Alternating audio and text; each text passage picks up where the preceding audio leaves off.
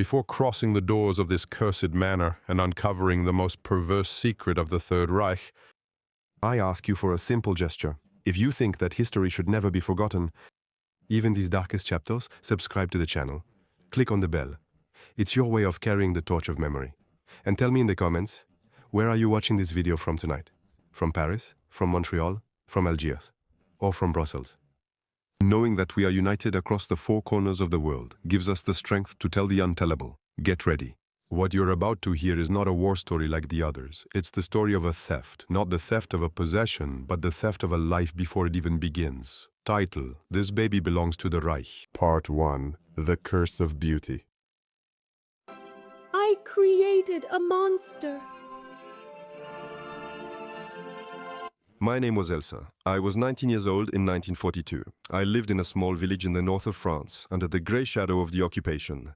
Most people prayed to go unnoticed. They kept their heads down, wore dull clothes, and walked quickly along the walls.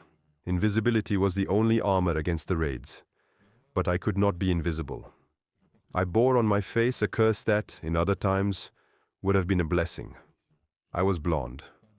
Not an ashy or dull blonde, but a bright blonde like ripe wheat in summer. And I had blue eyes, a deep, liquid blue, almost transparent. My mother often told me, while brushing my hair in the evening, "Hide, Elsa, wear a scarf, never look them in the eye." She was afraid. She thought that my beauty would attract the lust of the soldiers, those brutal men who smelled of wine and sweat. She thought of ordinary rape, the kind that leaves bruises on the skin and tears on the pillow. She was wrong. What awaited me was far worse than animal lust. It was science. It was ice. Everything changed on a Tuesday morning in November. It wasn't raining, but the air was so humid it clung to the skin like a cold shroud. A military van stopped in the market square. It wasn't the usual trucks covered in mud, filled with noisy soldiers. It was a black vehicle, immaculate, with the SS insignia painted on the door. Two men got out. They were not carrying rifles, but briefcases. They entered the town hall. 1 hour later, the mayor, a small and trembling man, came to knock on our door. "They want to see her," he whispered to my father without daring to enter. "Who?" my father asked, his voice already breaking. "The officers. They have the census list." "They know she is 19 years old. They know what she looks like." I didn't have time to escape. Two soldiers were already waiting at the end of the driveway. They did not drag me by the hair. They did not hit me. On the contrary, one of them opened the door of the black car for me with a politeness that chilled my blood. "Miss," he said. We drove for an hour. No one spoke. I was sitting in the back, clutching my empty handbag to my chest, watching the familiar scenery pass by for the last time. We arrived in front of a castle, an old manor, requisitioned, surrounded by a magnificent park. There were wrought iron gates 3 meters high. At the entrance, the swastika flag fluttered lazily. It was not a prison. There was no watchtower, no barking dog, no mud. The paths were graveled, the lawns trimmed with scissors. There were flowers, even in November. It was beautiful, and this beauty was terrifying, because you don't put prisoners in a palace. You put something precious there. I was led into a large hall. The floor was black and white marble, shiny like a mirror. There was a strange smell, a mix of floor wax, fresh flowers, and ether. The smell of a church turned into a hospital. There were other girls there, 5 or 6, all young and all like me. I looked around and felt like I saw my reflection multiplied in mirrors. Blonde hair, light eyes, pale complexions. We were a collection of Aryan dolls lined up for inspection. A door opened at the end of the hall. A man entered. The silence became absolute. Even the breathing of the other girls seemed to have stopped. It was Obersturmbannführer Klaus von Richthofen. I didn't know his name at the time. I only knew his rank and his presence. He was tall, thin, with a face of sharp edges like sculpted from cold marble. His black uniform was tailor-made without a crease. He carried no visible weapon. He held a thin leather baton and a folder. He approached the first girl, a young Flemish girl trembling all over. He said nothing. He raised his baton and lifted the girl's chin. He turned her head to the left, to the right. He examined her teeth like one examines a racehorse. "Too small," he murmured, almost with regret. "The bone structure is fragile." He made a gesture with his hand. Two nurses dressed in immaculate white took the girl away. She was crying. I never saw her again. He continued down the line. Each time, it was the same clinical, detached examination. frightening. He did not see us. He did not see our souls, our fears, our hopes. He only saw biological matter. He was looking for symmetry. He was looking for purity. When he stood in front of me, my heart was beating so hard I thought it would tear through my chest. He stopped. His grey eyes, a polished steel grey, locked onto mine. He did not use his wand. He removed his black leather glove. Slowly, finger by finger. His hand was pale, well-groomed, with perfectly manicured nails. A pianist's or a surgeon's hand. He placed his bare hand on my cheek. His palm was cold. I instinctively flinched. "Don't move," he ordered. His voice was soft, cultured, but it had the sharpness of a razor. He stroked my cheekbone, then moved down to my neck. He took a lock of my blonde hair and rolled it between his fingers, checking the texture, the color, in the light of the crystal chandelier. "Remarkable," he said to his assistant who was frantically taking notes. "Look at the spacing of the eyes, the jawline, it's pure." He looked at me not with desire but with greed, the greed of a collector who has just found the missing piece. "What's your name?" he asked. "Elsa," I whispered. "Elsa," he repeated, savoring the name. "A good Germanic name. Forget French, Elsa. Here, you are coming home. You are entering the fold of the Reich." He turned to the assistant. "This one is approved. Class A. Prepare room number 4 and feed her. She is a bit thin. She needs to gain strength. The soil must be rich for the seed to take root." I was the soil. I was a field to be plowed. I was taken upstairs. Room 4 was luxurious. There was a canopy bed, red velvet curtains, a thick carpet. On the nightstand, a vase with fresh roses, and on a silver tray, a meal like I hadn't seen in 3 years. Roast meat, buttered potatoes, real white bread, a carafe of creamy milk. My stomach twisted. Hunger, that beast that had lived in me since the beginning of the war, roared. I wanted to pounce on the food, but something held me back. This luxury was not free. This meat, this milk, this soft bed. It was the price of something. You don't fatten an animal out of kindness. You fatten it before slaughter or before breeding. A woman entered. It was a matron dressed in the grey uniform of the SS female auxiliaries. She had a stern face, but she tried to smile. "Eat, my dear," she said.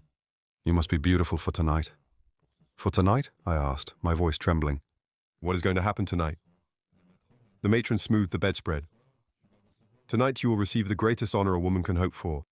This evening, Obersturmbannführer von Richthofen will come to see you personally. He has chosen you." She leaned towards me, and her smile became fanatical. "You are going to offer a gift to the Führer. A living gift." I understood. At that precise moment, I understood. It wasn't a labor camp. It wasn't a prison. It was a breeding farm. And I wasn't a guest. I was a broodmare, selected for my genetic traits. The matron left, locking the door. D'accueillir cette. I heard the click of the lock. A heavy, final sound. I was left alone with the smell of the roast and the fear rising, cold and slimy, along my spine. I ran to the window. It overlooked the park, too high to jump. And below, for the first time, I saw what was hidden behind the rosebush hedges. Women were walking with prams, dozens of prams. They walked in silence, mechanically. They did not look at the babies. They stared into space. Night fell quickly. I waited, sitting on the edge of the bed, hands clasped, praying to a God who seemed to have deserted this manor. Around 10 o'clock, I heard footsteps in the hallway, heavy, confident steps, the sound of polished leather boots on the old parquet floor. The footsteps stopped in front of my door. The handle turned. I stood up, backing against the wall, looking for a weapon, anything. The vase, the knife from the tray. But the knife had been removed. They had thought of everything. The door opened. Klaus von Richthofen was there. He had taken off his uniform jacket. He was wearing a white, immaculate shirt with the sleeves rolled up over his muscular forearms. He was holding a bottle of wine and 2 glasses. He smiled. That smile, it wasn't the smile of a rapist who wants to take by force. It was the smile of a scientist entering his laboratory to start a crucial experiment. "Good evening, Elsa," he said softly, closing the door behind him. "You haven't eaten. That's a shame." "It takes strength to create perfection." He set down the bottle. He approached me. I could smell him. No sweat, no grime. He smelled of expensive soap and sandalwood cologne, the scent of a clean man, the scent of a civilized man. "Don't tremble," he murmured, placing his hands on my shoulders. What we are going to do is not a vulgar act, it is a sacred duty. You have been chosen, Elsa. Your genes are perfect, mine are perfect. Together, we will build a future. 1,000 years of future. He began to undo the buttons of his shirt without taking his eyes off me. Undress, he ordered calmly, as if asking for the time. I did not move. No, I whispered. His face didn't change. No anger. Just a slight disappointment, like that of a master with a dog a bit slow to understand. He moved forward, pinning me against the wall. He brought his face close to mine. I could see the pores of his skin, the ice in his grey irises. You don't understand, my dear child. Your consent is not required. Only your biology is. You can fight, you can cry. It doesn't change the outcome. The Reich takes what it needs, and tonight, it needs your womb. He placed his hand on my lower abdomen, a heavy, possessive hand. Here, he said, this is where it happens. The rest is just packaging. He pushed me towards the bed. I fell onto the velvet quilt. I tried to get up, but he was already on me. Not brutally, methodically. And as the weight of his body crushed me, as his warm breath brushed my ear, I realized that the true hell was not the pain. The true hell was that he did this without hate. He did it with the absolute conviction that he was creating a masterpiece. The night was just beginning, and my ordeal would last 9 months. The days following that first night were not counted in hours, but in visits. Klaus was coming back. Not every night, because he was a busy man, an important man who managed the logistics of racial purity throughout the department. But he came back often enough for his smell, that nauseating mix of sandalwood and cold tobacco, to seep into the pillows, the curtains, and even my own skin. There was no more physical violence in the sense of blows and screams. He didn't need to. He had broken my will from the first night, not by force, but by authority. I had become a docile thing. I let it happen, my gaze fixed on the ceiling, counting the plaster moldings, detaching from my body while he used it. In the morning, a maid would enter. She didn't speak to me. She brought me a hot bath, scented with lavender salt. He scrubbed my skin with a rough sponge until it turned blood red, trying to erase the trace of his hands. But you cannot wash away memory. You cannot scrub away what has entered inside. Life at the manor was as regimented as a military clock. Rising at 7 o'clock, a protein-rich breakfast, eggs, cheese, ham.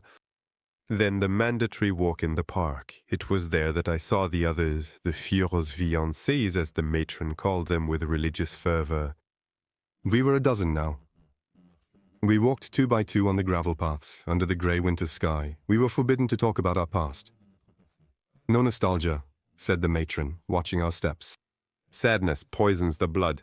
Think about the future. Think about the mission. I was walking next to a girl named Sophie. She was maybe 17 years old. She came from Belgium. She had pale green eyes, almost transparent. One day, when the guard was far away, she grabbed my arm. "I got my period this morning," she whispered. I saw pure terror in her eyes. For any woman, in times of war, not being pregnant was often a relief. Here, it was a condemnation. "Hide it," I whispered. "I can't." He checks the sheets. He checks everything. The next day, Sophie was no longer there. Her room was empty, the bed made perfectly as if she had never existed. No one asked questions. We knew. If the soil is barren, you don't keep the field. You burn it or leave it fallow. Sophie had been sent away. All worse.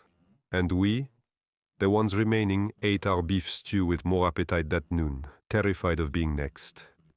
Pregnancy was no longer a fear. It was our only shield. 6 weeks after my arrival, the doctor came. He was a small, bald man with round, gold-rimmed glasses, Dr. Weissman. He didn't look at my face. To him, I was just a walking womb. The examination was cold, metallic, humiliating. He palpated my belly, took measurements, noted numbers in a black notebook. Then, he straightened up and turned to Klaus, who was waiting in the corner of the room, smoking his eternal cigarette. "Positive, Herr Obersturmbannführer, congratulations. The implantation is successful." Klaus's face lit up. A sincere, frightening joy transformed his marble features. He crushed his cigarette and approached me. He did not kiss me. He did not take my hand. He placed his hand flat on my still flat belly. "My son," he murmured. He was not speaking about me. He was speaking through me. I had become transparent. I was no longer Elsa, the baker's daughter. I was the reliquary that contained its treasure. From that day, the regime changed. I became precious. I was forbidden to climb the stairs too quickly. I was given vitamin supplements, orange pills that tasted like chalk. I was placed under ultraviolet lamps for 10 minutes a day so that my skin would produce vitamin D, so the baby's bones would be strong. Klaus came to see me every evening. He no longer touched me sexually. His mission was accomplished.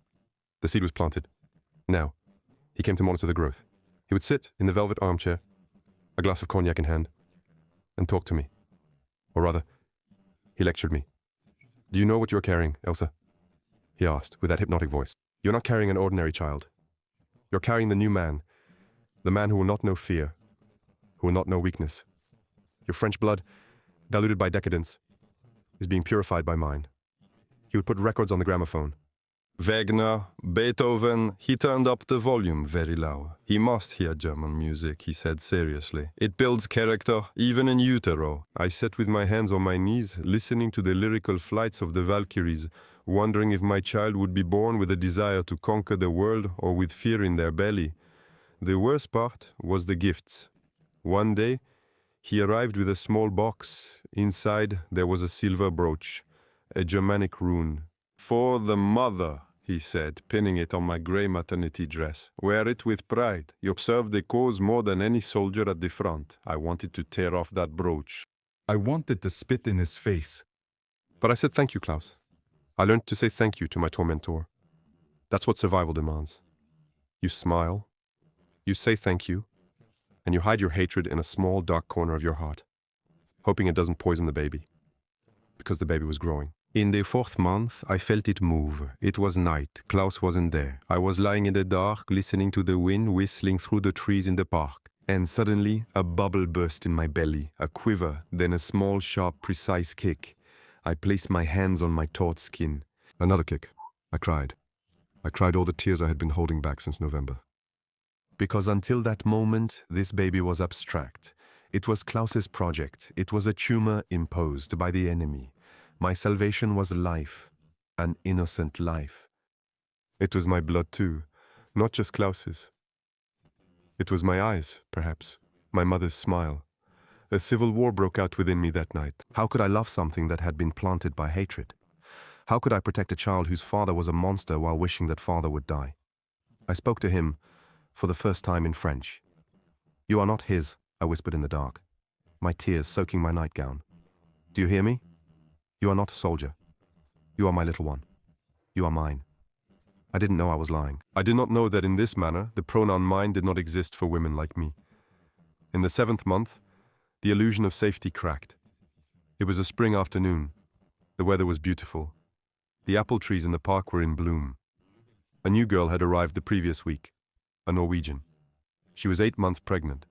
Enormous, magnificent. Her name was Ingrid. Ingrid was the matron's favorite. She was the perfect example. She sang Nazi songs. She smiled all the time. She seemed to have accepted her role as a sacred cow. That day, we were sitting on the terrace, Ingrid grimaced.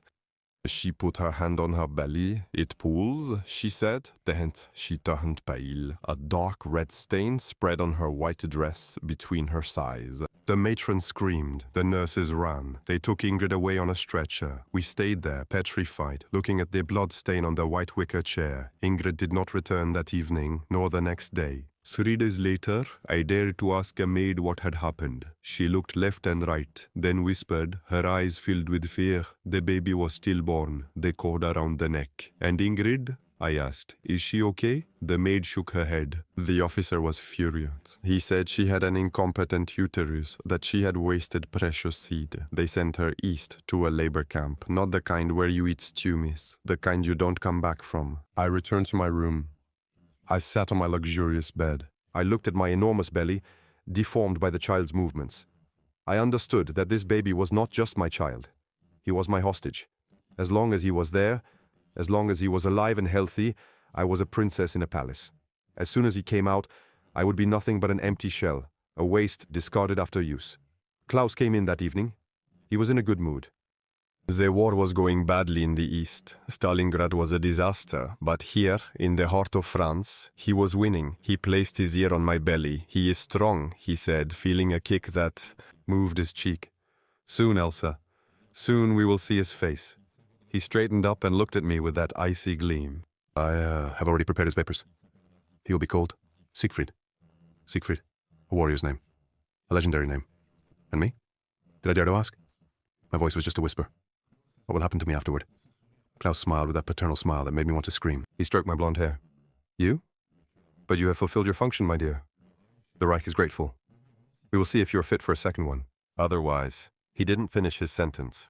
He didn't need to. The otherwise was Ingrid's empty chair. The otherwise was a train to the east. I clenched my hands on my stomach under the sheets. Siegfried, or whoever you are, I thought, stay inside.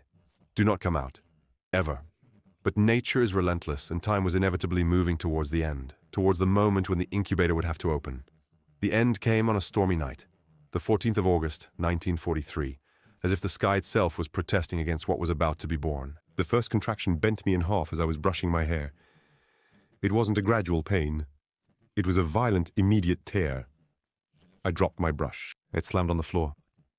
The door opened almost instantly. They were watching us. They knew. The matron entered, followed by 2 nurses. They didn't ask me, "Are you okay?" They didn't try to reassure me. "It's time," said the matron. "Prepare the sterile room. Inform the Obersturmbannführer." They supported me by the arms, not out of kindness, but so I wouldn't fall and damage the cargo. We went down the stairs. I wanted to resist. I wanted to squeeze my legs, cling to the railing, scream that no, I wasn't ready, that I wanted to keep it inside a little longer where no one could touch it. But my body betrayed me. Nature took over my will. The delivery room was nothing like a bedroom. It was an operating room. White tiles, a blinding electric light that buzzed, a cold metal table with stirrups. The smell of the earth was so strong it made me nauseous. They laid me down. They tied my wrists. "It's for your own good," said Dr. Weissman, adjusting his glasses. "Women sometimes become hysterical. We don't want any accidents." Tied up like an animal at the slaughterhouse. I was there, spread out under the harsh light, naked, exposed. Klaus arrived 10 minutes later. He was wearing his full, impeccable uniform. He didn't come near my head to hold my hand or wipe my forehead. He stood at the foot of the table next to the doctor. He looked at my exposed intimacy with the same cold concentration he had during our first meeting. "How does it look?" he asked. "Perfectly. The head is engaged. Full dilation." The pain had become unbearable. I felt like my bones were breaking one by one. I was screaming. I was screaming in French, calling my mother, calling God, calling anyone. "Make her be quiet," Klaus ordered sharply. I don't want the first thing my son hears to be French whining. A nurse placed a mask on my face. A sweetish smell. Chloroform. Just enough to make me dizzy, to turn my screams into muffled moans. But not enough to put me to sleep. I had to push. I had to work. "Push!" barked the doctor. I was pushing. I was pushing for it to end. I was pushing to expel the pain. And suddenly, a sliding sensation, an immense void, and silence. Then, a cry, a powerful, furious, piercing cry. I lifted my head, struggling against the straps, fighting against the chloroform haze. "Show him to me," I croaked. "My baby, show him to me." The doctor was holding the child by the feet. He was covered in blood, on vernix, red with anger. He was alive. But the doctor did not turn to me. He turned to Klaus. "A male, Herr Obersturmbannführer, 3 kilos 800, by the looks of it, vigorous." Klaus smiled, an absolute triumphant smile. He extended his arms. The nurse quickly wiped the child with a sterile cloth and handed it not to its mother, but to its owner. Klaus held the baby like a trophy. He lifted him towards the light. He inspected his fingers, his toes. He looked at his eyes, still closed and swollen. "Siegfried," he said, "welcome to the Reich." "Give him to me," I screamed, pulling on my bonds until my wrists bled. "I want to see him. He's my son." "Please, Klaus, just a second." Klaus turned his head towards me. His gaze was devoid of any human emotion. There was no hatred, just total indifference, as if the furniture had spoken. "He needs care, Elsa. He must be measured, weighed, vaccinated. You are tired. Sleep. He turned around. He walked towards the door carrying the baby who was still crying. No, don't take him away. I saw the door close on the black back of his Uniform. I saw my son's little pink foot disappear down the hallway. Silence fell again in the white room. Only the metallic sound of the instruments the doctor was putting away echoed. The doctor approached me, holding a syringe.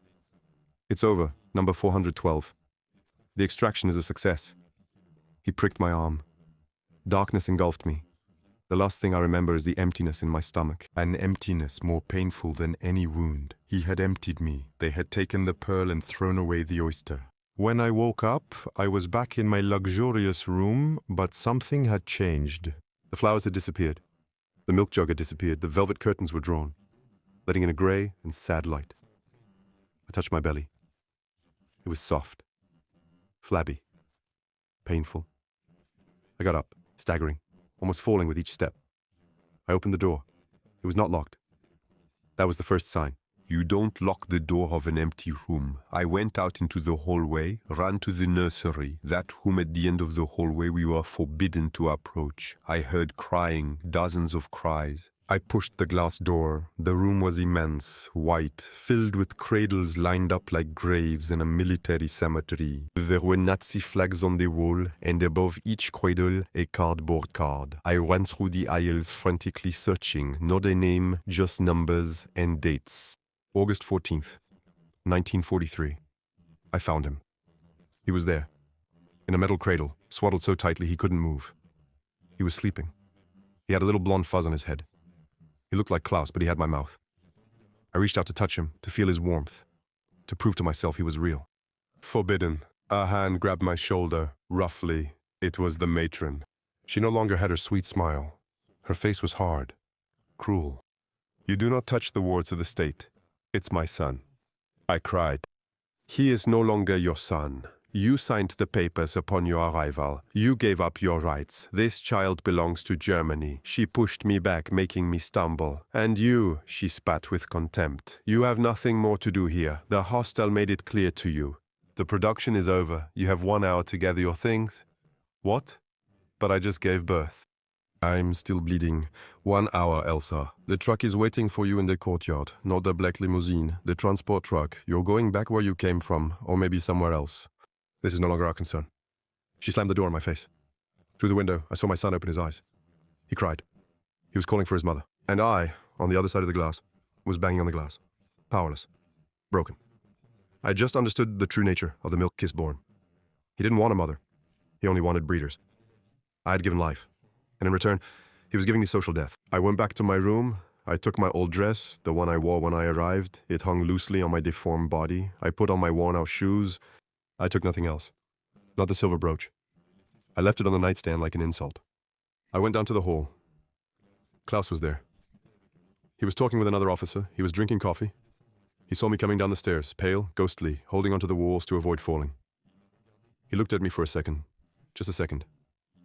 There was no recognition in his eyes. I was already forgotten. I was the wrapping paper of a gift he had already unwrapped. He turned back and continued his conversation. I was made to get into the covered truck. There were other girls, those who had given birth the previous week. They had red eyes, their breasts swollen with milk that dripped onto their clothes, staining the fabric.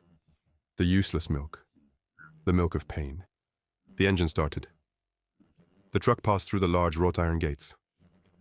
I looked back. I saw the nursery window on the second floor. Siegfried was up there. My little Theo, that's what I called him in my head. Stayed with the monsters. The truck sped up. We were leaving the artificial paradise to return to hell. But the true hell, I knew now, was leaving your heart behind in a cradle adorned with a swastika. The truck dropped us 20 kilometers from the village, in the middle of a muddy beet field like garbage discarded by the roadside. We were five shadows dressed in rags, breasts hard as stone, empty bellies, eyes circled in black. I didn't know if I could walk. Each step was torture. I felt my blood flowing. I felt the milk. That cursed milk with no mouth to feed, soaking the bodice of my dress. The fever rose, a fever of milk, a fever of sorrow. I went back home. It took me 2 days. I slept in a barn. I drank water from the cattle troughs. I was no longer the beautiful Elsa, the pride of the village. I was a spectre. When I arrived in front of my parents' house, the bakery was closed, the shutters were drawn. I knocked. My mother opened. She grew 10 years and 9 months. When she saw me, she didn't smile. She didn't shout with joy. She looked at my flat stomach. She looked at my swelling breasts, and she understood. She pulled me inside and closed the door quickly. Very quickly. As if I were a contagious disease that shouldn't be shown to the neighbors. Where is he? She whispered. They took him. I replied, my voice lifeless. My father came out of the back room. He didn't hug me. He stayed at a distance, looking at me with an unbearable mix of pity and disgust. People are talking, Elsa, he said heavily. They say you left willingly. They say you lived in a castle, that you ate at the officer's table while here. We were starving. I wanted to scream. I wanted to tell them about the rape, the examination table, the stirrups, the theft. But the words were stuck in my throat. What was the point? The truth was too dirty to be heard. So, I stayed silent.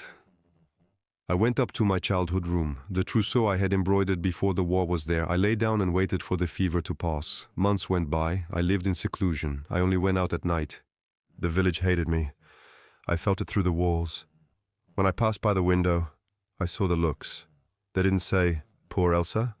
They said, the soldier's bitch. I was the one who had slept with the enemy. No one wanted to know that the enemy had a weapon and a syringe. To them, my beauty was my fault. My belly had been my crime. And then, June 1944 arrived. The landing. Rumors were spreading. The Americans were coming, the Germans were fleeing. I felt a wild hope. If the Germans leave, maybe I can find Klaus again. Maybe I can find out where they took the babies, but history is cruel. Liberation for me was not a celebration, it was a public execution. On September 2nd, the resistance fighters entered the village. They were not all heroes. Some were last-minute brave men. Men who had been afraid for 4 years and now needed to prove their patriotism by finding scapegoats. And the easiest scapegoats were the women. They came for me at noon. They smashed down the bakery door. They dragged me outside by the hair. "There's the German princess," shouted a man I had known since elementary school. "Here is the one who sold us for chocolate." The crowd had gathered in the square, my neighbors, the people to whom my father sold bread. They were shouting. They were laughing. There was an animal hatred in their eyes. It was the same hatred as that of the Nazis, just switched sides. They threw me onto a chair in the middle of the square. A man approached with a pair of sheep-shearing scissors. "You liked being pretty for them, huh?" he spat. "Let's see if they still like you." The cold metal touched my neck. Click, click. A blonde lock fell onto my knees. This blondness that had been my curse. They shaved me brutally. They cut my hair down to the scalp, sometimes cutting the skin. Blood ran down my face, mixing with my tears. The crowd was applauding. Women were spitting on me. "Collaborator whore." She had a bastard. "Where is your bastard, Elsa?" I didn't answer. I stared at my blonde hair in the dust. I thought of Siegfried. I thought of Klaus, who would stroke this same hair, saying it was pure gold. Now, the gold was in the mud. When they finished, they painted a swastika on my forehead with black tar. They forced me to walk down the main street under jeers.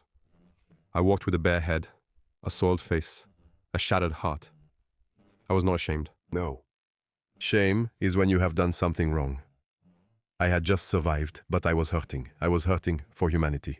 I had seen the worst of the Germans, and now I was seeing the worst of the French. And I understood that there was no side of good. There were only executioners and victims, and the roles changed depending on who held the gun or the clippers. That evening, my parents put me out. "We can't keep you anymore," my father said, crying. "They will burn down the bakery." "Go away, Elsa. Go far away." I left. I took a suitcase. I put a scarf on my shaved head. I no longer had a home, no family, no children. I was a 21-year-old woman, and I was already dead. But I had one thing left. An obsession. An internal compass pointing east. I knew Klaus had gone to Germany. I knew my son was there. So, I started to walk. Not to flee, but to hunt. I wasn't looking for peace. I was looking for my blood.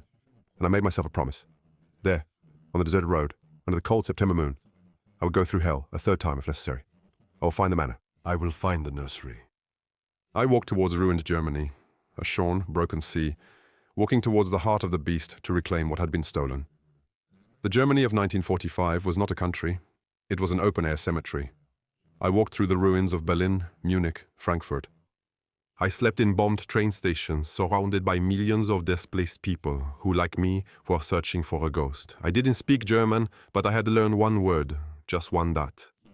Or orphanage. I showed the photo of Klaus, a newspaper clipping I had found, and I asked Lebensborn. People looked away. No one wanted to talk about it. It was the national shame. The perfect children of the Reich had become the living proof of a criminal madness. It took me 4 years. 4 years of hunger, cold, and administrative walls. It was the Red Cross that finally found a trace in 1949, file 412 Siegfried, born on August 14, 1943, transferred to the nursery of Steinefeld, then adopted by a family of high-ranking Bavarian officials in 1944. I got an address, a small village near Munich. I took the train with my last savings. My heart was pounding, not out of fear, but from a terrifying hope. Would he recognize me? Did he have my eyes? I arrived in front of a modest house with a well-kept garden. There was a swing. I hid behind a bush like a thief, like a criminal. Me, the mother. I waited. Around 4 o'clock, the door opened. A little boy came out running. He was 6 years old. I stopped breathing. He was blonde. So blonde. He had grown. He was wearing Bavarian leather shorts and suspenders. He was laughing. He was no longer called Siegfried. A woman came out behind him. She called him, "Hans, come here! Hans, come here!" He turned around. I saw his face in full light, and the world collapsed around me. He had my blue eyes, my liquid, transparent eyes, but he had Klaus's chin. He had Klaus's smile. He had Klaus's confident, arrogant gait. He was his father's son, the new man. I wanted to run to him. I wanted to jump the barrier. Hold him in my arms, shout to him, "I am your mom, I am Elsa, I searched for you in hell." I took a step. The little boy, Hans, turned to the German woman. He hugged her. He said mama to her. He loved her. She stroked his hair tenderly. They looked happy. A normal family built on the ashes of a crime. I froze. If I crossed this street, what was I going to do? Was I going to tell him that his mother wasn't his mother? That his real father was a Nazi monster? That his real mother was a shorn, rejected, broken Frenchwoman who had nothing to offer him but an empty suitcase and eternal shame? I was going to destroy his innocence. I was going to inject him with the poison of his origin. The Reich had wanted to create a man without weakness. And watching him laugh, I understood that they had won. They had stolen not only his body, but his future. He was German. He was Hans. He was no longer Theo. If I truly loved him, I had to leave him alone. To love, sometimes, is to leave. I stepped back, slowly. Tears were streaming down my cheeks, burning. I looked at my son one last time. I etched his laughter into my memory to keep me warm during the winter of my life that was beginning. "Goodbye, my love," I whispered. "Be happy. Don't become a monster." I left. I never knocked on the door. I returned to France. I changed my name. I became invisible. I never had any other children. How could I have? My womb was a scorched earth. I worked. I aged. I saw the world change.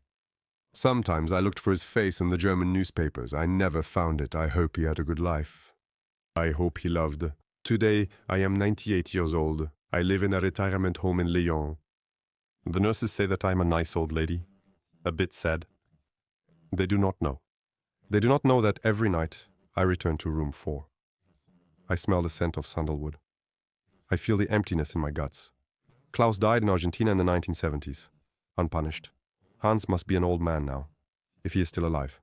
He will never know that his real mother loved him enough to abandon him. People often talk about war heroes, the resistance fighters with guns, but there are other silent wars fought in the secrecy of bodies. My war has no medal, it only has scars. I am Elsa, the Aryan doll, the phantom mother. If I am telling this today, it is so that the theft stops, so that people know that thousands of children were made, sorted, stolen, in the name of a crazy idea of purity. Purity does not exist. There is only blood, and it is red for everyone. My story ends here. Soon I will close my eyes for the last time.